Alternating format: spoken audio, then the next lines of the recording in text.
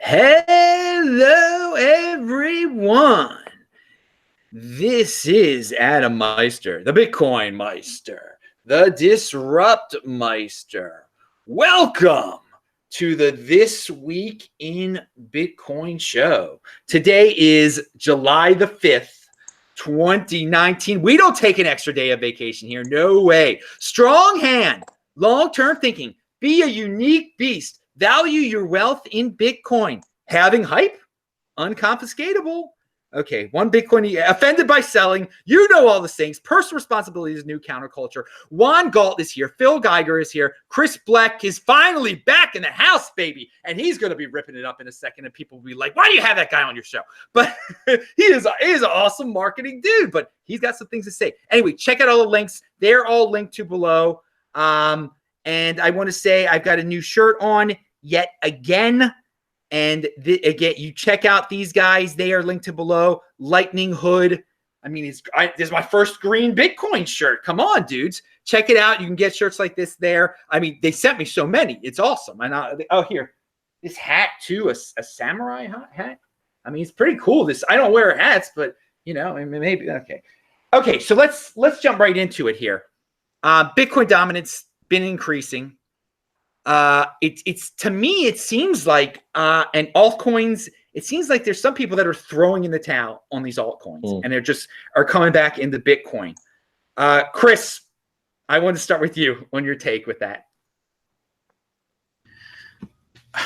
You know, it's like every time we have these conversations, we kind of group together altcoins, right? Like there's Bitcoin, and then there's altcoins, and then there's nothing else.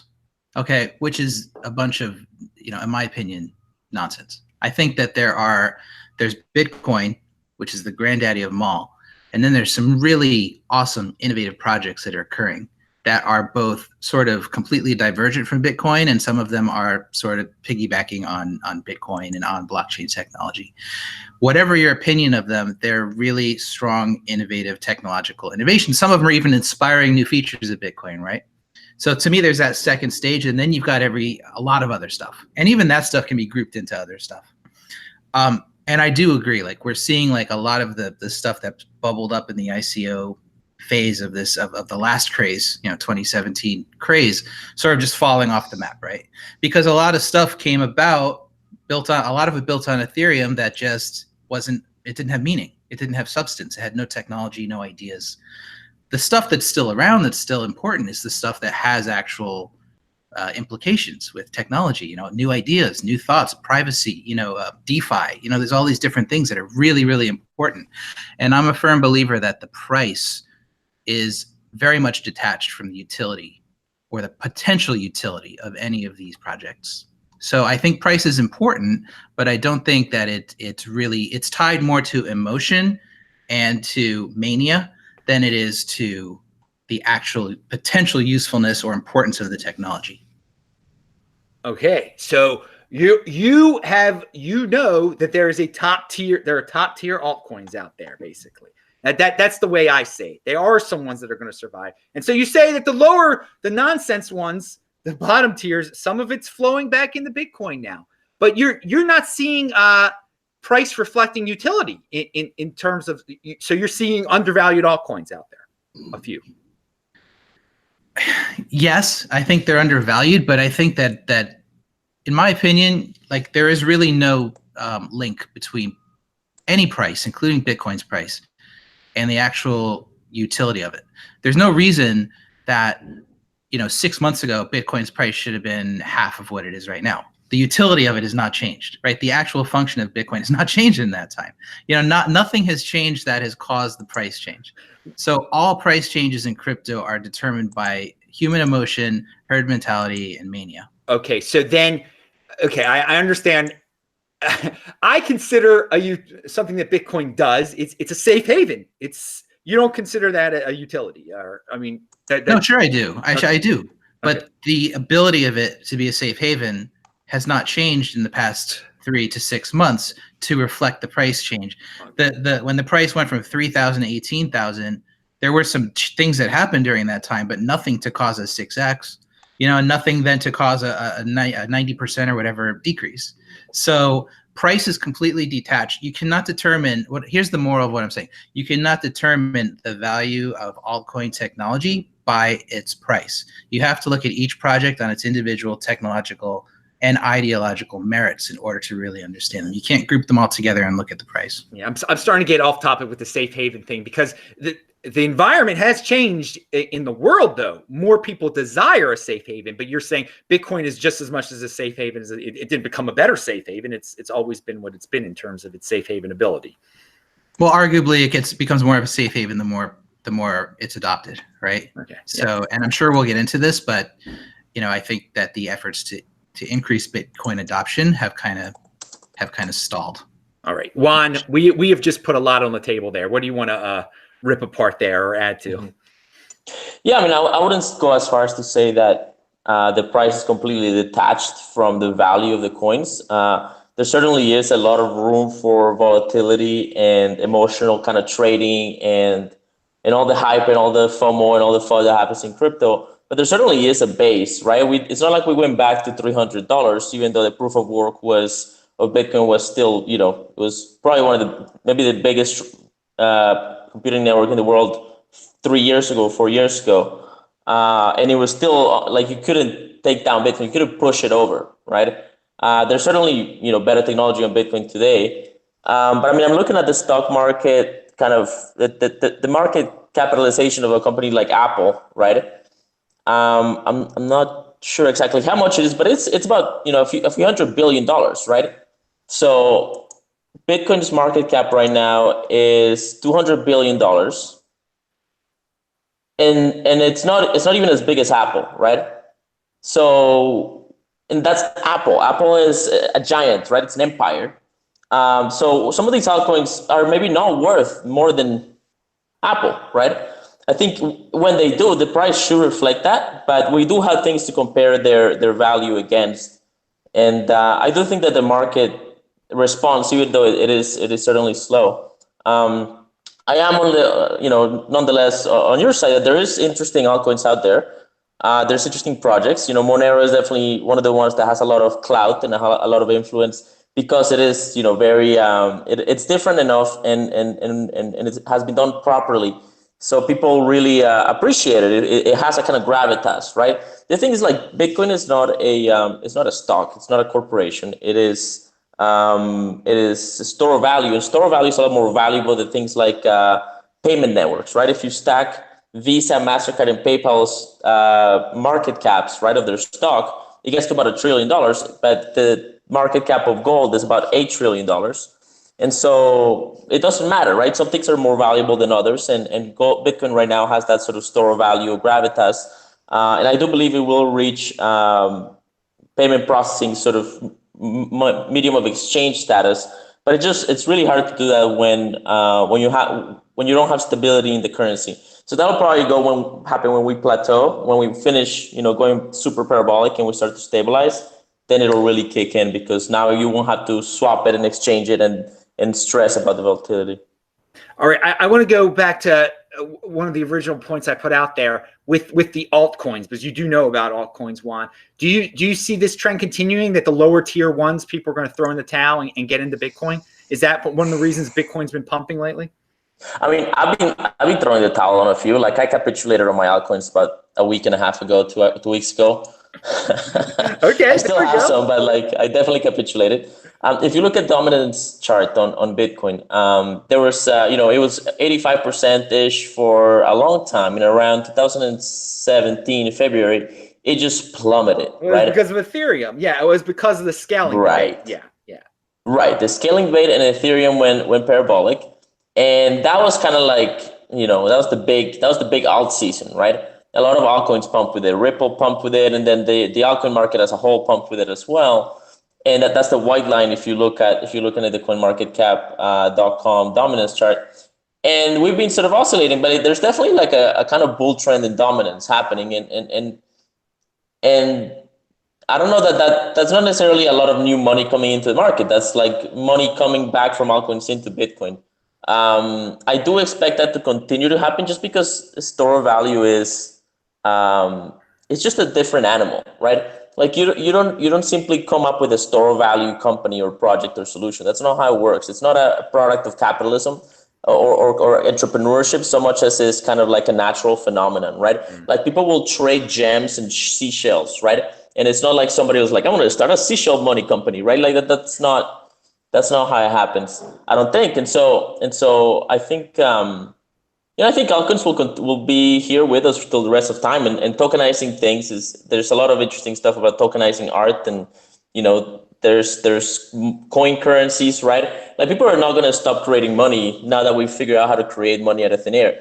But for something to actually attain the valuations that Bitcoin has, or even like Ethereum has, I mean, that's not arbitrary anymore. And I think the veil, like the veil of altcoin hype has taken a serious some serious damage over the last 3 years, because people that actually go and play with these things and like use them and stuff realize that it's play money and nobody accepts it. And I think it has more utility in certain aspects, like like stock trading and collectibles.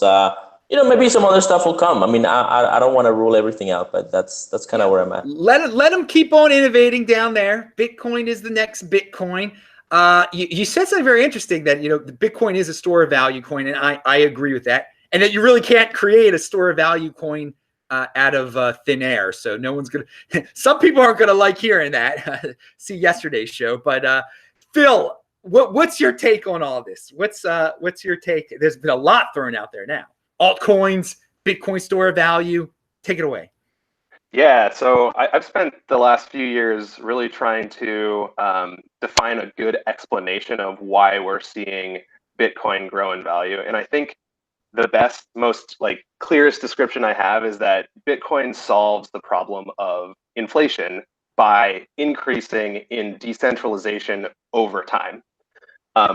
So Bitcoin, from my perspective, is the only asset that we've ever seen that is actually not currently possible to manipulate the supply. And as a result, people are trying to find a place where they can store value in an asset that isn't going to be manipulated.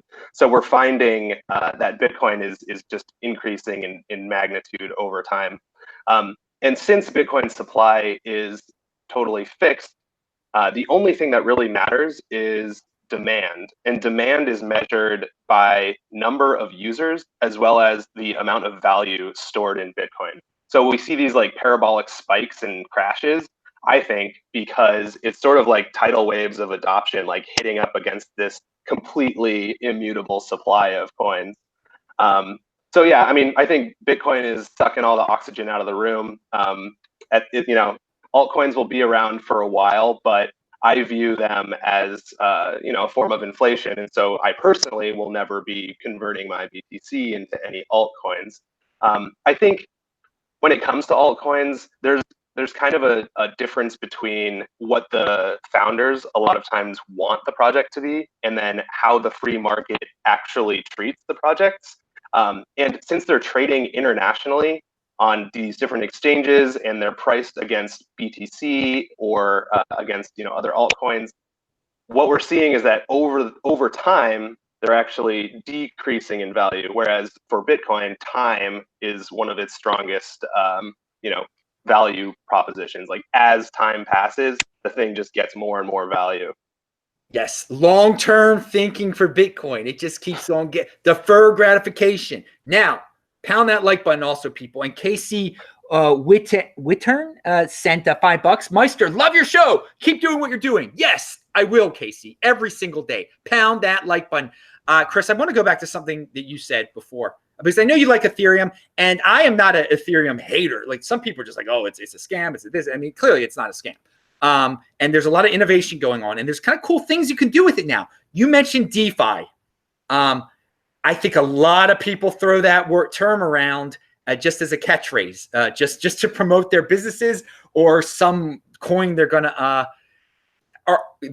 promote soon. So how close are we to that really being real? I mean, well, DeFi, decentralized finance, is real in that it exists. I mean, there's some amazing applications that are now available on Ethereum, and other places too, which I haven't really explored yet, admittedly. But I can tell you right now that on Ethereum, the future of banking is being created. The future of finance is being created on the Ethereum platform right now. Whether or not it stays on the Ethereum platform is a different story. But the ideas, and this is the most important part, there's the technology side to all this, and then there's the ideological side to all this, coming up with these ideas. The ideas that are being come up with by things like MakerDAO and by groups like Compound Finance, and by, there's all these different ways that you can now leverage your money. You can get interest on your money. And it's one thing to look at these projects as end all be all, just unto themselves, but it's a whole other thing to look at these projects and imagine in 5-10 years what they're going to look like, and how they could be adopted in different ways, even outside of the Ethereum platform. Even ignore the fact that they run on ETH currently. What could they look like if they're adopted by, the broader finance industry? So DeFi is very real. It is happening. And I agree with you. Like, there's a lot of people, just like with any term in this industry, that are, that's being abused and used in inappropriate ways. DeFi is real, and it's in very nascent prototype stages right now, but it's really important to look at all of these projects, every altcoin, not just as what it is today, but for its future potential. And just one thing, like, that's really important distinction, because when I look at these projects, I'm not just looking at them as investments or as, will my money 10x in 5 years. I'm looking at these things. I have a much broader level of interest as to how all of this is going to change the world. And that's why with Bitcoin specifically, I'm a staunch Bitcoin supporter, but I'm also a very harsh Bitcoin critic when it comes to making sure that it stays globally accessible and really hits its fullest potential as a peer-to-peer digital currency. All right. Now, what did you think? Phil brought up a very interesting point about altcoins, that sometimes the founders want to go in one direction and everybody else takes in another direction. Do you see that happening a lot? I mean, people who just want it to 10x, basically. Yeah, of course. Yeah, I mean, it's especially the coins. A good example. I'm a big fan of a project called Nano, which, in my opinion, is, and I'm not trying to shill it, I'm just using it as an example, but I think is a great alternative idea to Bitcoin in the way that it considers decentralized currency. But it came out of the gates in 2017, and it has a really awesome dev team that's has a bunch of great ideas. Shot from like 25 cents to $35. Had a exchange hack, third-party exchange hack that killed the price. Dropped back down to like 75 cents. And in the eyes of anybody who's looking at this as an investment, it's like, well, who the hell cares about Nano? Like, the price is crazy. It's sitting at $1, and like, but in my eyes, I see, wow, this is a great idea. This is like the technology, the idea there is strong, and it's worth a lot more than Dentacoin or other garbage coins that are sitting at the bottom of CoinMarketCap. But in that regard, the people who buy it and sell, the speculators, the investors, can drive the price wherever the heck they want. It's completely detached from the value of the idea and the value of the technology and where it might head. All right. Now I want to go, Phil. I had to let you. Do you have something to say about DeFi at all? I thought you might. I think it's going to be really hard to build decentralized finance on top of platforms that inevitably centralize over time or are not strong stores of value. So I think the concept of DeFi sounds nice. I think if it's going to happen, it needs to be built on a rock solid foundation of the strongest store of value. And it's just going to take longer than what maybe some of us want to see. I kind of view Bitcoin as basically like a foundational reset of the global economy. So I'm a little bit on the extreme side with that, but I think that, we're already starting to see a bunch of products and services and really cool functionality slowly being built on top of Bitcoin. And I think that's the stuff that's really going to stick around. I think the DeFi stuff, a lot of it is interesting experimentation, and a lot of those, the things that come out of it are that are worthwhile can be added to Bitcoin over the long term. But I just don't see many, if at all, of these other blockchain projects surviving in the long term because they all somewhat centralize. I mean, I don't know. Yeah, that's just where I'm at. That's my issue with some of the DeFi. It's built on centralized, so it's anyway. Juan, do you have any thoughts on the DeFi thing? I wasn't planning on asking you, but I thought you might have something. Your sound is off, or your Sorry. Yeah. Now you're good, I think. Nah, sound is it's something with your mic. Let me just comment fast. Well, yes. Okay. On the decentralized versus centralized concept, it's really important that we all remember there is no such thing as 100% decentralized. If you look hard enough, you will find centralized aspects of Bitcoin. There's no such thing. It's a sliding scale. Decentralized is a hypothetical that lives over here, and completely centralized is a hypothetical that lives over here. Every cryptocurrency lives on this spectrum. Bitcoin is arguably the most decentralized form of money, of cryptocurrency, of everything that we're currently aware of. Ethereum lives on that scale. Okay, it's not a binary. And as you move down the scale, you start to pick up other attributes. Speed exists farther away from Bitcoin. Bitcoin is super decentralized, but it gives up speed. It gives up efficiency. It costs more to use. And there are projects that are playing with how much decentralization do we actually need to be secure?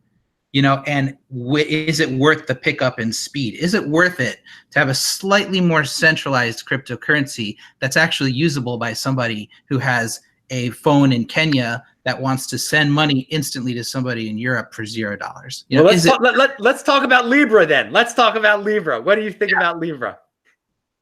Chris? Libra is because that's going to be easy for some African dude to use, most likely. In theory, that's what they're marketing it at. But it is.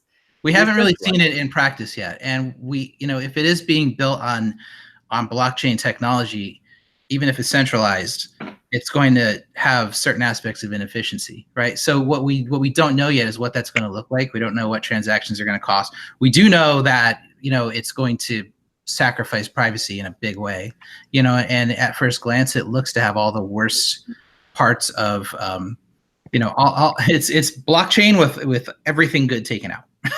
Right? So that's really what it looks like to me. I don't see benefits to it, and I am in conflict with when I see like Joe Lubin, who's one of the co-founders of Ethereum, tweeting that he thinks this is great, the more the merrier in the blockchain space. To me, that's blasphemy, because the way I see this is there's a huge potential that global adoption, if Libra actually gets out there, it can take place. And there's a great chance that people will just go for the easier, quicker, more seamless solution, because that's historically all that people have ever done.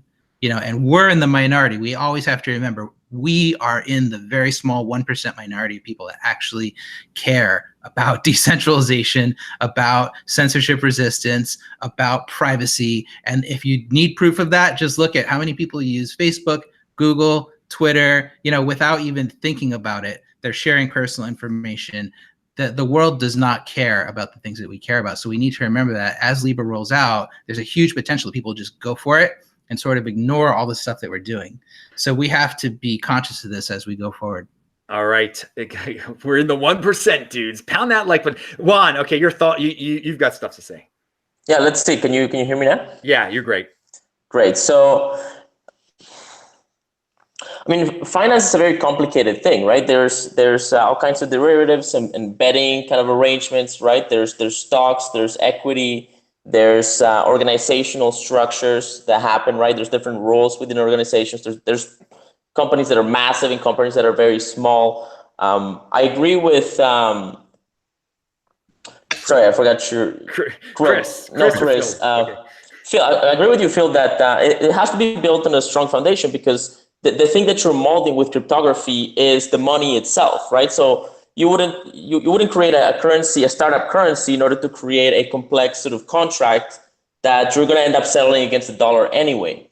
So I think I agree that that capital and that talent and that discovery is going to have to move to whatever is the broader currency. And maybe that's Libra coin. Maybe Ethereum will gain adoption. Maybe it's going to be Bitcoin. I believe it's probably going to be Bitcoin.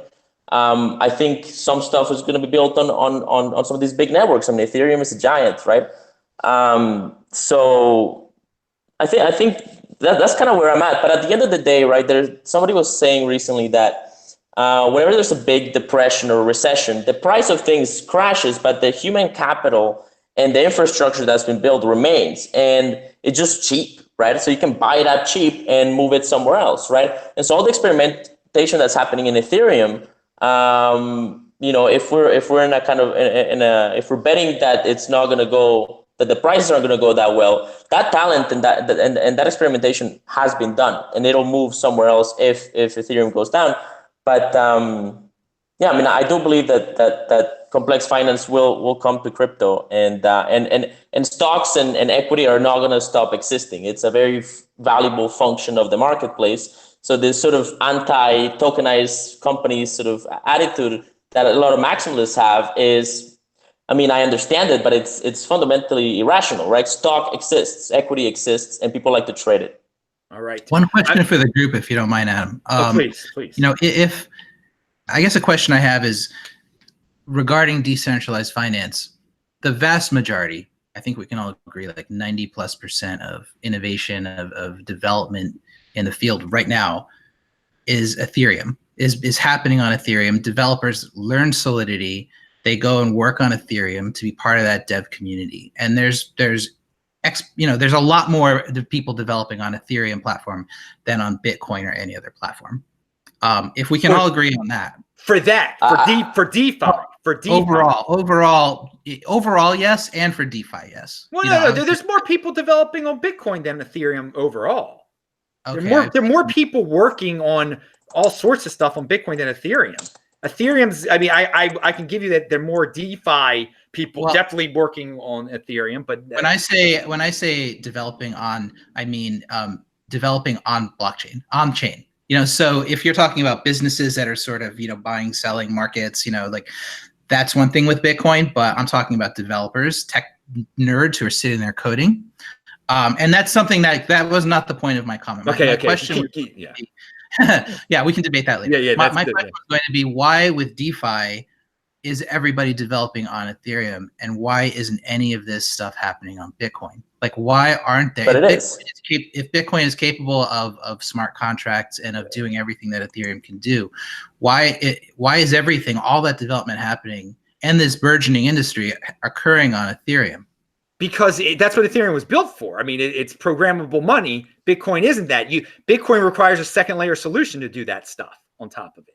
I mean, that's my take on it. That Ethereum is built for that kind of experimentation, and I mean that's why the ICOs got built on that. You could build ICOs on top of Bitcoin, but it would be on top of a second layer solution. That's my take. So I mean, I'm saying that's a positive thing for Ethereum, that it is more so programmable money at the base layer than Bitcoin is. But okay, that's I shouldn't. I'm the host, but I want to put that out there. Yeah, Bill. I have something. First of all, just a couple topics ago, we talked about the sliding scale of decentralization. It's really, really important to use time additionally as a metric. So you need to look at decentralization over time. So when I look at decentralization over time for something like Ethereum, I see them. I see like Infura nodes getting pretty massive. I see them kind of announcing ETH 2.0. It doesn't look to me very decentralized. And then in regards to the developer comment, like I actually do think that there are probably more people developing on Ethereum than Bitcoin. At the same time, I think that that's way more malinvestment. I think it's a lot of time, energy, and resources that are being devoted to this. I think Ethereum's kind of a product. And I just don't see it lasting, another 5 to 10 years. Whereas the opposite is kind of true with Bitcoin. Yeah, there might be fewer people building products on top of Bitcoin itself, but Bitcoin's value proposition is that it solves inflation, and it's continuing to solve that problem by increasing in decentralization over time. So, I mean, yeah, maybe there's more developers on Ethereum, but what value are they creating? Like, I haven't seen anything. And my question was like, why are they going there? Is it just better marketing? Is Joe Lubin paying them each $5 to join Ethereum, or are they actually seeing more potential in the technology for that particular purpose? And is it possible that that technology serves a purpose that Bitcoin simply can't provide right now, which was Adam was alluding to this, like the technology of Bitcoin is not capable of doing certain things that Ethereum is capable of doing. Yep. And Ethereum is capable of doing it. Ethereum wouldn't be here if it didn't go through the steps that it's taken to get to where it is right now.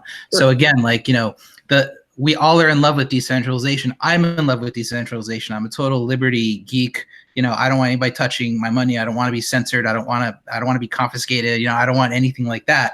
But at the same time, I recognize that to achieve certain things as a society, we have to look at that sliding scale. And not everything we do can be on the fully, completely decentralized to the point of inefficiency realm that Bitcoin is at. You know, so I'm totally with you guys. You know, if I'm putting my money somewhere, it's going to be in Bitcoin. It's going to be safe there. It's going to have the benefit of the network effect. And I agree that I think it's going to increase in value. But I also see tremendous potential in these other projects that are bubbling up. And I think there is zero chance that in 10, 20 years that Bitcoin is the only blockchain-based cryptocurrency in the world. You know, I think that there's zero chance, for the sole reason that anybody who has an amazing idea can come up and create one and can, you know, and again, it won't have the Satoshi effect. It won't be decentralized to the point of godlike, you know, but it will have a high level of utility, and the world will want to use it. You know, so because the world, again, is not looking for Satoshi. The world is looking for utility. So will it, in 10 years, though, will it be the only store of value safe haven coin? Chris? Because you, I mean, no. I agree. No, you say, because I agree in 10 years, there will be plenty of other coins. There'll be plenty of top tier coins, and anyone can create a coin anytime they want to. That's the beauty of this revolution, that, I mean, you can create anything, but will it be the unanimous store of value safe haven asset, a coin at that point? You know, to be honest with you, the easy answer based on what we know today is yes. Yeah. Because we can't see the future, and we've never been able to see the future, you know, and none of us 20 years ago knew or thought that we would have a supercomputer in our pocket at all times. You know, I'm talking about the phone, not the other thing. Yeah. So, like, you know, it's like you just don't know. You don't know what's going to happen. Now, theoretically, in theory, yes, I think like every Bitcoin has the best chance. I think in the history of humanity, Bitcoin represents probably the greatest achievement in the financial history of humanity. You know, as far as like people creating money that is owned by people, no governments involved. But at the same time, you know, looking forward 10 years, like, it's so difficult to say, you know, and at the same time, we don't know, you know, and like, you know, I don't like going down this road a lot, but like, for instance, we don't know what's going to happen with Satoshi's million Bitcoins. We don't know, you know, there's all these things we just don't know. Like, and so to blindly move forward and to just ignore reality is not a thing I do. Okay. You know, so like, that's why I think, you know, we just really don't know. We have to hedge our bets.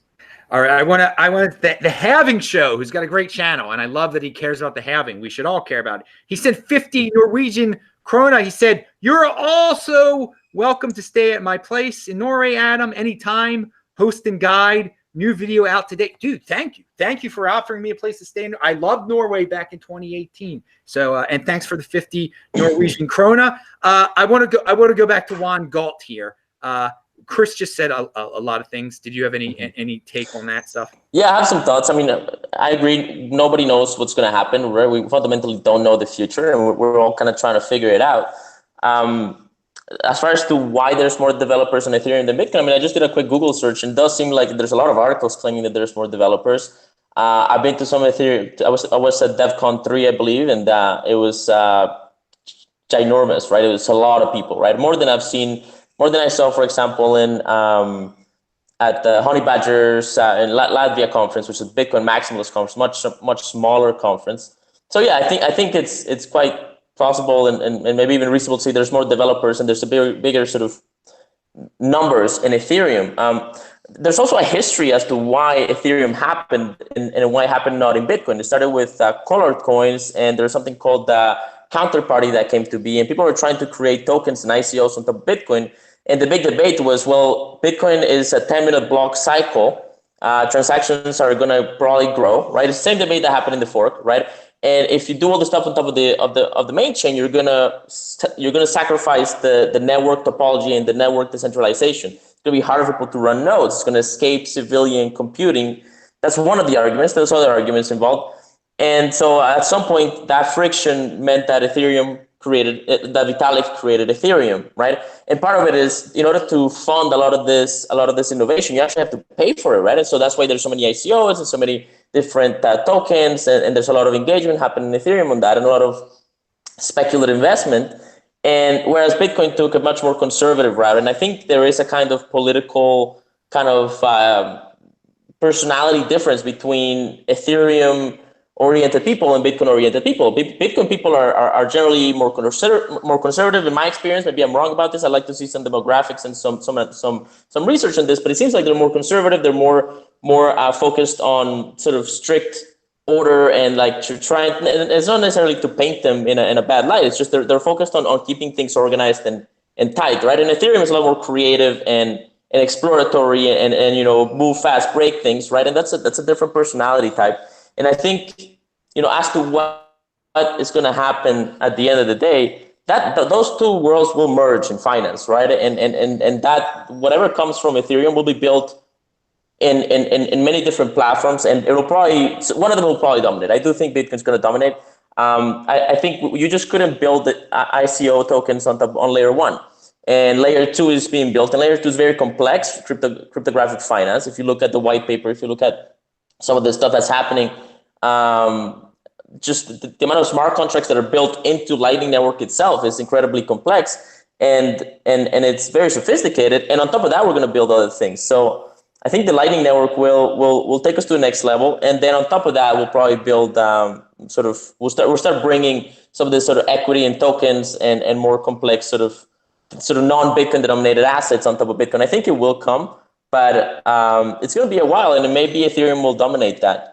Maybe another one will take that market. So yeah, we'll see what happens. Third layer solutions there, Juan Galt was referring to. Basically, if you're building something on top of the Lightning Network, that's and if other people have mentioned that to me. By the way, Tony Traveler, thank you for the $20 in the super chat. He said strong hands, and yeah, man, I got some strong hands. All right, I want to ask Juan is a big econ guy. Trump is tweeting about having a money printing contest with China, and I mean, I not that he's really going to do it. Who knows? But do you see inflation on the way, and what's that mean for Bitcoin? Because it seems like they're all competing. All the big countries are who can inflate more. Yeah, I mean, it's very likely that Trump will do more inflation. Trump has never had a position of financial of being conservative with inflation, right? Like he's that's not how he thinks, right? I think that libertarians are accurate in their diagnosis of the marketplace. They're just wrong about a couple of things, and they're always late. That's the problem. They've been late for 30 years. And they're still late. The American dollar and the stock market is at all-time highs and breaking new ground. And then we have Peter Schiff and other libertarians like, it's going to happen. And it's probably going to happen, right? I think one of the things that is not calculated in this equation from what I've heard is we're in a singularity of technological innovation. We started going parabolic in the industrial age, and then we kept going parabolic. And now with the digital age, we're innovating at light speed, right? And that innovation creates new opportunity for people to be more efficient, and that efficiency improves the marketplace. And so as long as inflation stays below innovation, we can probably keep playing this silly game of inflation.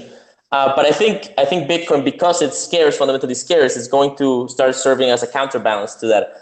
And I mean, I have no expectations of Trump not inflating the dollar more. I think we'll see how he plays it. There's ways to play it and draw this game out even longer. But yeah, I mean, it's very bullish for Bitcoin. I like how you say, as long as inflation stays below innovation, we're cool. And well, the game can keep on going. We've opted out of the game though, if you've got Bitcoin, which is great. So you could just watch the game go by. I think that's a great way of putting things though. I've never put it that way, but I have talked about how I think that the countries can keep pulling it off because people are just satisfied with their big screen TVs, and they, as Chris said, very few people care about store of value or savings. They just, if they're comfortable and they can buy cool, shiny new things, they're happy. And that's what technology provides: new, shiny things that people spend on, and they don't notice that a loaf of bread costs a lot more than it used to, because again, so I'm not into money printing. I'm not encouraging the government to do it. I know that it's going to happen. That is why I'm in Bitcoin. Phil, your thoughts on one of the reasons I'm in Bitcoin. Phil, your thoughts on Trump and inflation, technology, all that, and safe haven. There's all this stuff going on in Hong Kong now too. Well, I've started measuring things in BTC. So when Trump tweets out things like stock market's at an all-time high, I'm like, well, measured in which currency? And if you start measuring different assets like housing, other currencies, and the price of Bitcoin, you see that over time, pretty much everything is dropping in prices comparatively. Like I don't know. I feel like I have an advantage now because I've just started measuring things in BTC. So it's like now I pay all my bills or whatever, and then anything else just goes to the corn. You're valuing your wealth in Bitcoin. That's what some of those altcoiners have to do too. We didn't talk. I mean, this is a given here. We know this, but some of them are like, oh, it went up so much in terms of dollars, but then in terms of Bitcoin, no, it didn't. You would have been better holding Bitcoin. Chris, your thoughts on inflation? Is it coming along? What your thoughts on the odd tweets from politicians there? Yeah, I think the way I kind of discovered Bitcoin was through just thinking about the nature of money, and the history of money, and the fact that money can be anything that we want it to be, if we all agree on it. And the fact that inflation occurs without people even realizing it, and the fact that people just think, oh, 50 years ago, you could get a brand new car for $2,500. And it's just normal. It's just like the way the world works. Like prices just go up. It's just how it is. In reality, it's not. And people just don't understand it, but they don't take the next step to try to figure out why. And that inflation every single year is the reason why a gallon of milk goes up. And that's right. With Bitcoin, there's no inflation.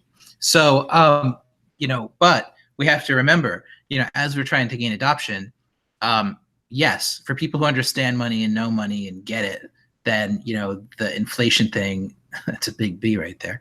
The inflation thing is an issue, but for the rest of the world, it's not. So I guess the question that I hope everybody is thinking about right now is, and we sort of been moving away from this idea of banking the unbanked, and Bitcoin being the technology that can potentially be the world's currency, that's used by everyone, not just by people who think about inflation on a day-to-day basis. It's people that want to pay for stuff, people that want to do stuff, people that want to send money from, their home in New York back home to Haiti or to different places around the world. And the question is, like, how important is that going to stay over the next 1 to 5 years for Bitcoin? Are we going to focus in entirely on this concept of store of value, which only serves sort of the elite, top 5% of the world maybe that actually has value to store? Or are we going to think about Bitcoin gaining global adoption as a peer-to-peer currency? And is that going to sort of pick up steam again once Lightning picks up, or is that just something that people aren't going to care about in a couple of years? Well, I mean, I think the question is, in the present, do people want to spend crypto coins? And we're going to see that with Libra. I mean, it's going to be forced. People are going to, I think that'll be the test. That'll give you the answer if Bitcoin will need to pivot in that direction a little bit. I don't think it will. I think store of value is keep on moving on the trail that Bitcoin is on. And let the Lightning people work on the Lightning. And we'll see if people really want to spend Bitcoin, they'll spend the Lightning. They'll use Lightning Network. And if people really want to spend cryptocurrency, we'll see how big Libra coin becomes. But I mean, I get your point though. I definitely and this is the point that the Bcashers bring up all the time also. So right, and bringing up these points does not make me a Bcasher. I know. Chat, and I don't care about the But I do want to say, like, there's already proof in the world that people want to use cryptocurrency even if they're not using it. And all you need to do is look at Western Union.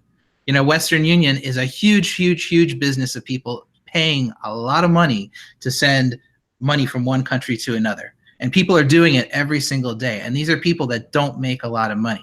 They just need to get money from point A to point B. If they had a cryptocurrency that they could easily use, easily access with really super low fees to send anywhere in the world, bypassing banks, bypassing companies, they would use it. But they don't have one right now. Well, there's a lot of things that Bitcoin is better than Western Union already. It might not be easier to use than Western Union. That's when you're comparing Western Union and Bitcoin.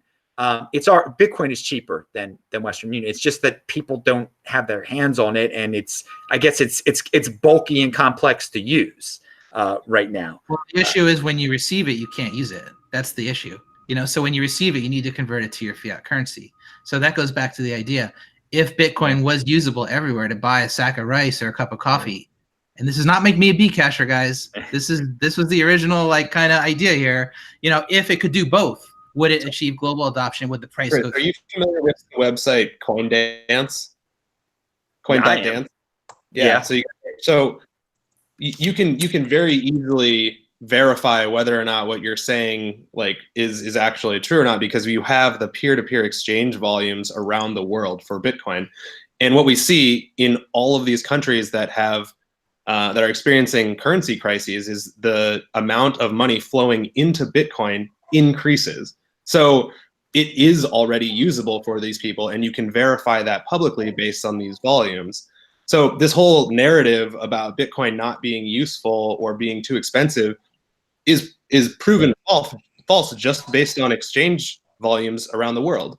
So because it's not, you know, maybe it's not used right now as the #1 form of payment, but that makes sense as well. Like if I give you two currencies, if I give you $1 and a Venezuelan bolivar, which currency are you going to get rid of first? Obviously, Bolivar, of course. Right. So that's what's known as Gresham's theory, where you get rid of your bad currency and you hoard your good currency. And I think that that's a pretty good description for why we see all of these exchange volumes in countries with really bad fiat currencies spike whenever their currencies start collapsing. Right. So it's useful when your currency is going to hell, right? It's useful when you're in Venezuela and you're not planning to convert your Bitcoin back to bolivars. Well, it's useful for me right now in the US because I believe that the US dollar is inflating way faster than what is officially, you know, published. So the store of value use case, I think, is by far the most important, and focusing on anything else right now before this thing, you know, has even reached 2 or 3% of the global population seems like putting the cart before the horse. This thing is in the process of becoming money. It's not money like, I mean, it is money, but it's not being used daily for transactions because there's a weaker currency that you want to get rid of first. That's it's really funny. Juan. Yeah, it's really funny because back in the day, there was sort of an effort to get Bitcoin adoption. Like like many old Bitcoiners, we went and like to merchants and like, hey, accept Bitcoin, right? And like had an app and everything. Like I tried to do it in Toronto, and a lot of people have done this.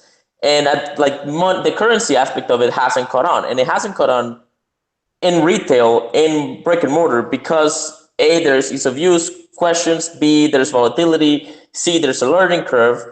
It has caught on the internet. Like I buy a lot of things with Bitcoin online. I pay for my SIM card, sort of phone data plan on using Lightning Network over Bitrefill and such. I buy domain names with it. I buy flights with it. So you can buy things with it. Here's the problem: if you're getting paid in dollars and you're accepting Bitcoin, and Bitcoin is your preferred store value, and so you're selling dollars, there's no incentive to sell Bitcoin to buy dollars to spend again if you're spending dollars to buy Bitcoin, right? But the moment that people start getting paid in Bitcoin is the moment that now that shifts, and the demand for medium of exchange is going to grow basically in correlation to how much people actually get paid in Bitcoin. And that means transactions need to be cheap enough. And that means that, the economy of Bitcoin has to continue to mature, like the crypto economy has to continue to mature. Well, you also have to start Now, measuring transactions in the currency that you're earning. So measuring transactions priced in BTC versus priced in a different currency, I would say. Sorry, go. sorry, can you say that again? I missed that. Yeah, so another common misconception that I think people make is when they're looking at the price of Bitcoin transactions, they're pricing it in fiat currencies. So, oh, wow, the price of a Bitcoin transaction increased in US dollars, but you have to start pricing things in BTC there. Well, and even against dollars, like the $50, $30 transactions happened for a month in December of last year, right? Maybe 2 months, right? 2017, yeah. And ever since then, it's been about under $3, right, to get it in within 10 minutes, right? Which is still a lot for most countries, right? Like Colombian people, people in Colombia, certainly people in Venezuela. I got a Colombian friend that's an OG. He's been around for longer than I have, and he's like, dude, I don't know what to do. Like, it's too expensive to use now. What do I do, right? And so scalability and the stuff that's happening in Lightning, and this is why there's so much gravitas to Lightning within Bitcoin, has to happen. Like the scalability has to come, and the scalability will come in less decentralized ways, I think. Like Lightning is slightly less decentralized than Layer 1. That's I'd go to bat for that because it's true, but it's a tier less, right? Like it goes from 10 to 8 maybe, right? And centralized exchanges are like 1, and then there's gonna be a range of that, right? And scale will come with some centralization. Bitcoin is a giant, right? Bitcoin is bedrock, right? It's so decentralized, it's almost ridiculous. Right, it's so strong, it's almost ridiculous, right? Like the proof of work, the amount of energy goes into proof of work is incomprehensible, right? And that's fine, and the stronger the better. But compromising some security, so some decentralization for scale will happen in layer 2 and 3 and so forth. And you can send crypto with you can send Bitcoin for 1 Satoshi fees on Lightning today, right now, and it works, assuming that you're connected to a network, right? So it'll get easier to use. I think that's going to come, and it's going to have to come for Bitcoin to really kind of become dominant as a currency. But yeah, I think we're ways away because the volatility is just not practical for merchants. That's why BitPay still exists, right? Because despite everybody in Bitcoin hating them, BitPay exists because a bunch of merchants can use them because it gives them fiat, right? So yeah, we have to scale. All right. Chris, you had you wanted well, first of all, I wanted to say people ask to get paid in Bitcoin. That'll help. Nothing wrong with getting paid in Bitcoin. All right, Chris, you probably have some wrap-up thoughts on everything that's been thrown out there, because I know you tried to say something before, and you got to get out of here. Do you still have to get out of here pretty soon? Yeah. And really, I think what I've been hearing, it's been a great conversation. I think there's a lot of talk about the idea that like Juan was just saying, which I just picked up the Juan Galt thing, Juan Galt. I love that. It took me 45 minutes, but now I get it. So the idea that Bitcoin needs to potentially add slightly less decentralized features and layers in order to achieve maximal usefulness, which are going to be optional, I would assume, whether or not you use these layers. But that idea is already in execution, and it's the reason that a lot of altcoins exist, right? Because they're trying these things out. They're testing out these ideas. They're showing that they can work. They're showing that they're not being hacked. They're showing that they're capable of scaling, and that's the value in these projects. So when we talk about the next 10 years, we have no idea whether Bitcoin is going to absorb ideas from another cryptocurrency, whether another cryptocurrency is going to be a tag along to Bitcoin as a day-to-day spending vehicle. We just don't know what it's going to look like. But I think for us to ignore the rest of all the innovation that's occurring out there just for the sake of our investment, so that we can will our bag into growing in fiat value, is a mistake. It's fine to want your bank account balance to grow, but it's naive to ignore the other 99% of the innovation that's occurring, even if it's on a blockchain that you, in your brain for some reason, think is like an ugly girl and you don't want to look at. So don't be naive. Don't miss the boat. There is an investor in any regard, stock market, Bitcoin, anywhere, that puts on blinders and just moves straight forward and ignores everything else out there is going to be short-sighted and is going to lose in the long run. You have to think bigger. So yes, strong hands. Yes, inconfiscatable. Yes, all that stuff. but don't ignore the rest of the world and don't trash it. Don't listen to jokers like Saifedean and all those guys who are constantly telling you, oh, all this other stuff is garbage. Ignore it. Ignore it. There's only one path. Put on your blinders and follow me down my cult road. So that's my parting thought. All right, Chris. Thank you very much. Always controversial. Chris, wait. Before you go, Chris, he's linked to below. You can follow him below. We're going to talk about jobs in the space. Do you have any thoughts on that? I mean, you've been consulting and stuff. I mean, you're in the space and everything. Any advice for people out there? Yeah. Advice? Or my advice is really to absorb as much information as you can. Like it's going to be very hard to find a job if you're completely immersed every day, all day in just Bitcoin. Like you have to know what's going on out there because like I said, the stuff that's evolving on other blockchains could potentially be the future of Bitcoin. Most business that's developing is outside of the Bitcoin world. So there's a very, very big case. If you want a job in cryptocurrency, you have to branch out. You have to understand the whole landscape and beyond finance, technology too. I'm not a developer, but you have to understand the use cases for all of these different platforms. You need to know what DeFi looks like on Ethereum. You might even have to look at EOS, guys. You might have to think about what else is going on out there. Even if it's not as centralized or decentralized as you want, even if you wouldn't put your money there, you have to understand it. So my advice for career seekers is get out there, learn about it all. Even if you're not going to invest in it, just understand it and understand the use cases for all these different things. All right, Chris, we will let you go. Thank you. Thank you very much, man. We'll continue the show without Chris. Have a fun time on the beach, man. Been a pleasure, guys. All right. Thanks. See you. Bye, man. All right. Let us, I wanted to talk about jobs because Phil, I knew about Phil from Twitter. And I was just like, oh, this is a cool dude. I want him on my show. He was on the show before, and he's been around the space for a while. A great Twitter feed. And then I invited him back on the show. He's like, I'm starting a new job. I was like, whoa, what? So, okay, just tell us your story, man. Tell us because he's in motion. This is all about being in motion. He wanted to get into the space, and now he's got a job in the space. Tell us where you work, and that you just moved and everything. It's exciting stuff. Yeah, I'll just give a completely different take than what we just heard from Chris. So it's good. No, it's good to have two different opinions. Yeah. So my long-term background is I studied econ in college and hated it. I hated economics that I learned at my university. So I went into healthcare IT and was doing software implementation for about 7 years. Discovered Bitcoin in 2014. And then fell down the Austrian economics rabbit hole.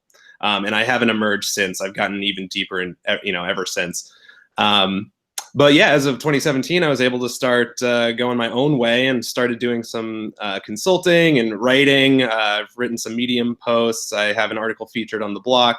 And then I was actually listening to Tales from the Crypt, and I heard Parker Lewis from Unchained Capital talking about the Federal Reserve.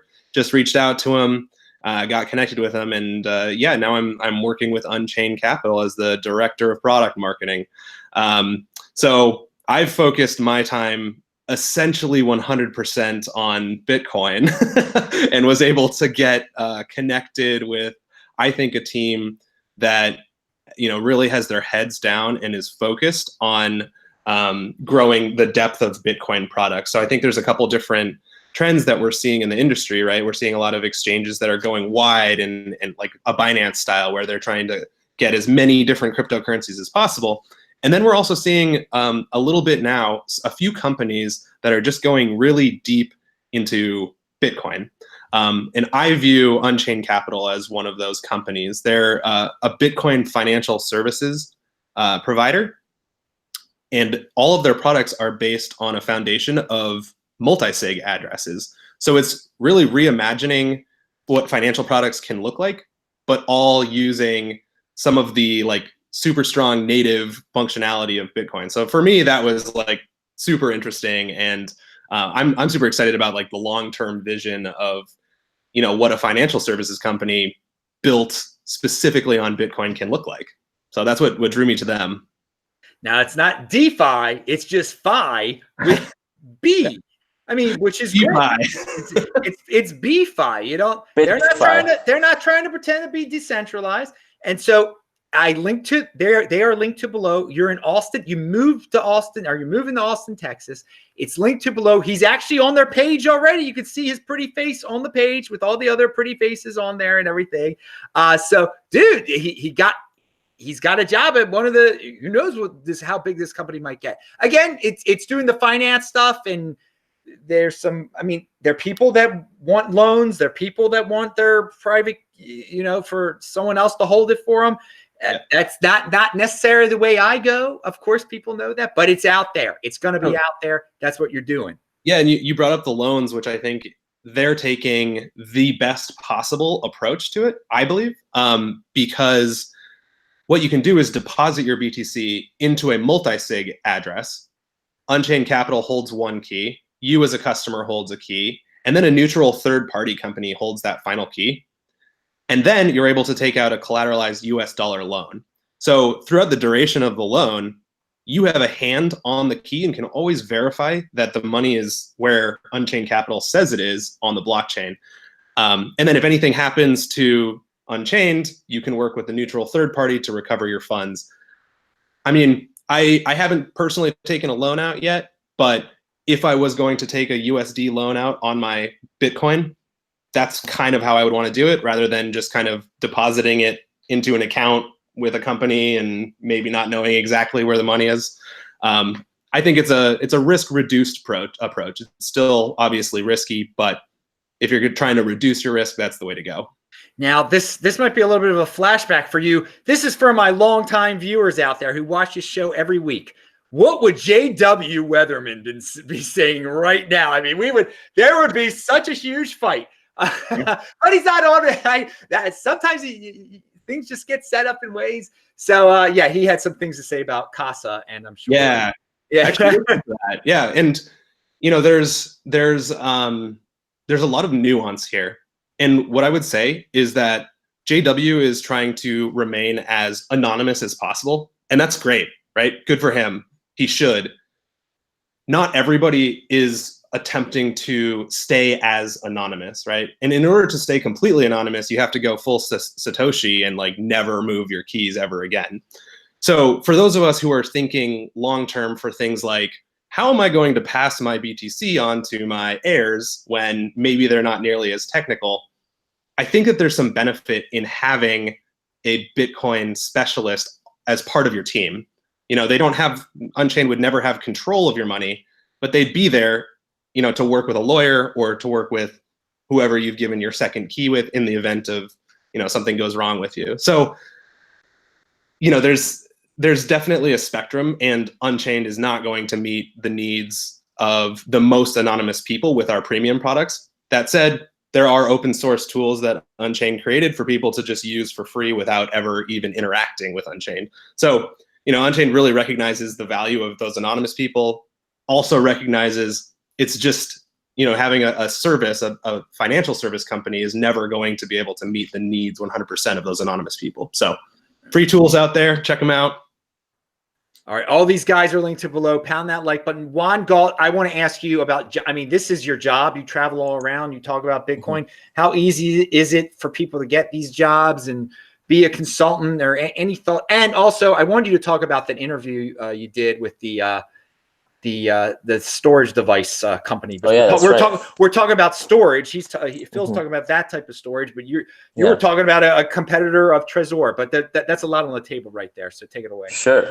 Well, first, Phil, congratulations on this new job. Thanks, man.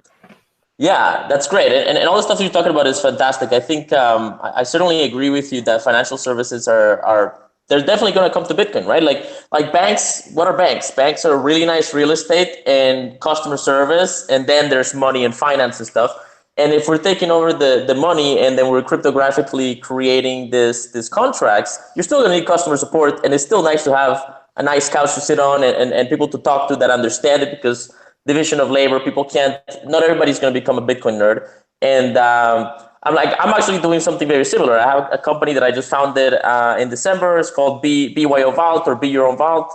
So BYOVault.com. And what we're doing is I'm basically doing consulting, teaching people, creating educational materials that I'm going to be selling educational materials.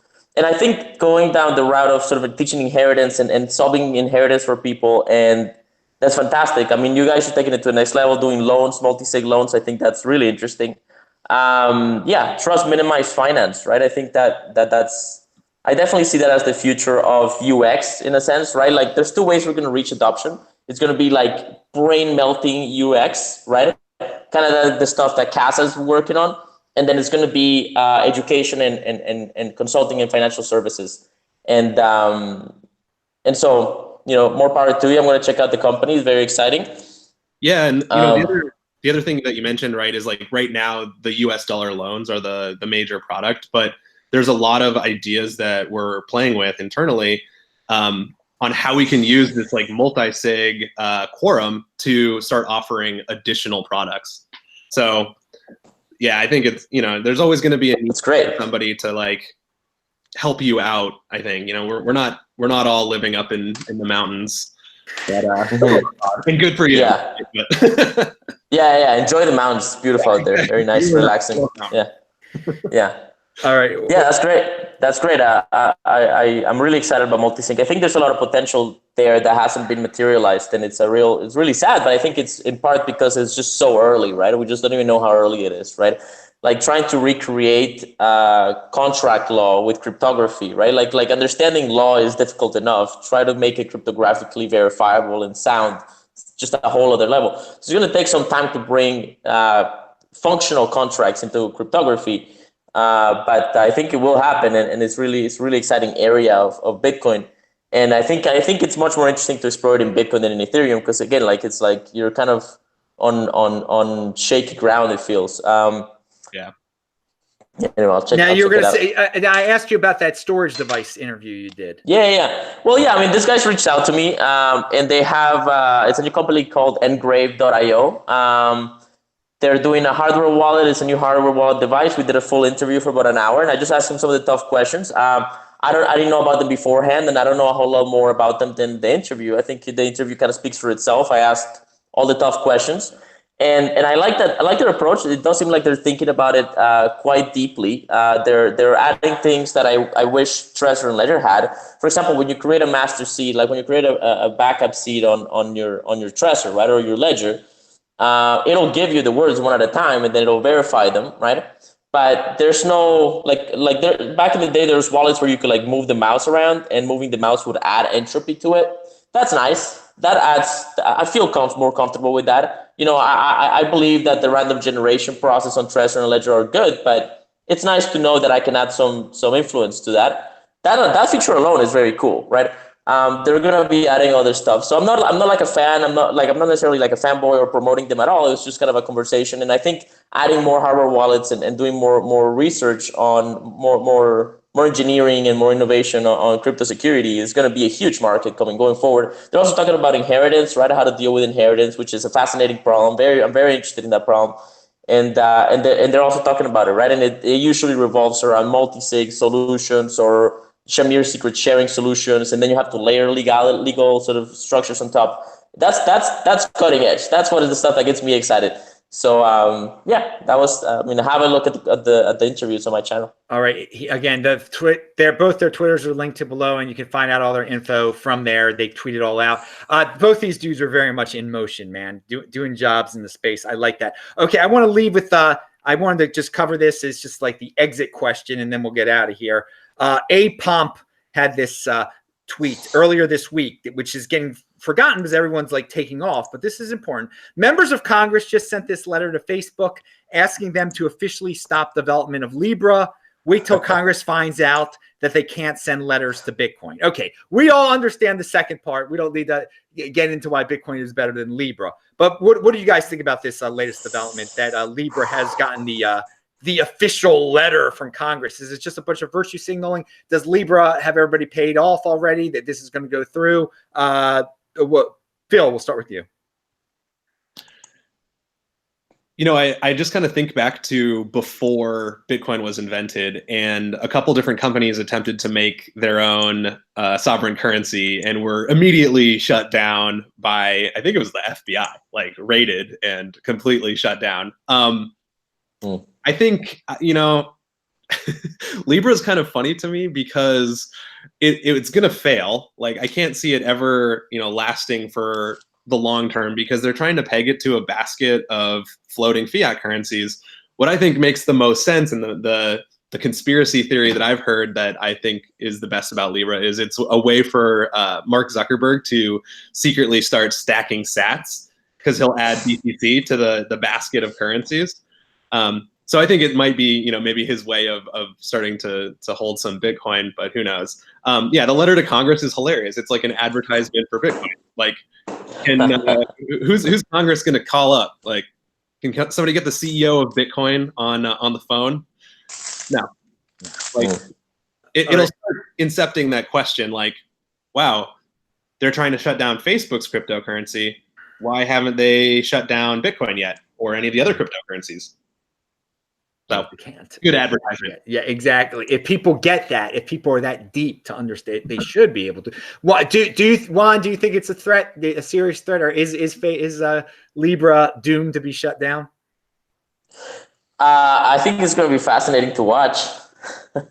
Yeah. I'm stacking popcorn right now.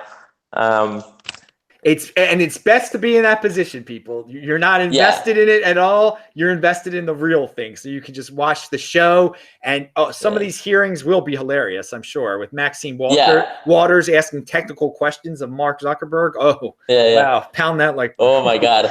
Oh, my God. Maxine Waters. Yeah. Asking him about the cryptographic sort of, verifiability and. It should be interesting. All right. Okay. So how do you solve double spends, Mark Zuckerberg? All right. So I think Facebook's coin is going to be. This is great. I'm excited because it means that you get a giant that nobody likes going up against financial bureaucracy that nobody likes, and it's going to be a collision that's going to be great for all of us. So I'm excited. Obviously, their coin is terribly dystopian, right? Like Facebook coin is just the most dystopian thing I could imagine. Like, it's beyond my worst nightmares. So it's going to be interesting. Dude, this is a great way to end the show. The whole thing that you just said, that was great, guys. That sums it all. But I will give you guys some last words. Phil, do you have anything else to add? Thank you so much for being on today. Sure, man. Yeah, I guess it's just like a final comment about referencing what Chris was saying earlier. Like, pay attention to everything else that's happening out there. I would say, like, from a market perspective, having a single currency just makes things way, way more efficient for the whole world.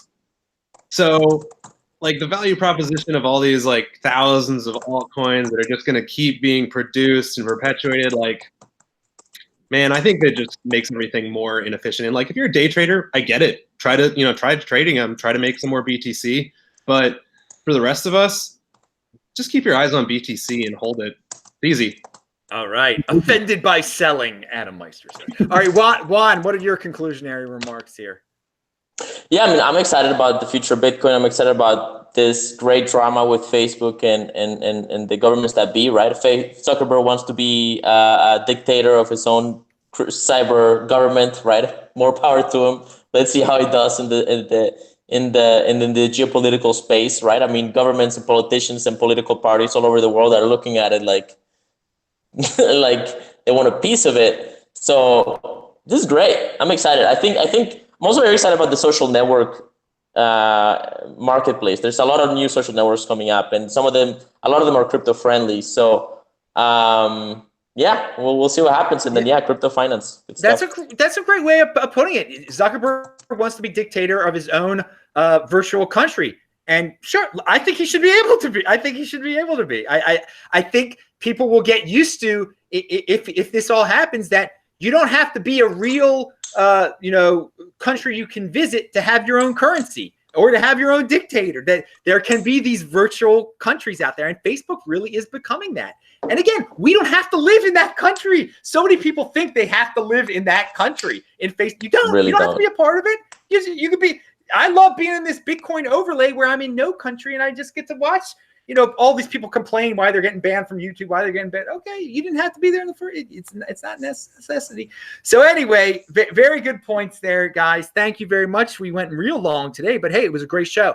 Remember, every Friday is This Week in Bitcoin. Who knows what time it's coming on next Friday. I'll be in Israel next Friday, so it'll be on it early, I guess.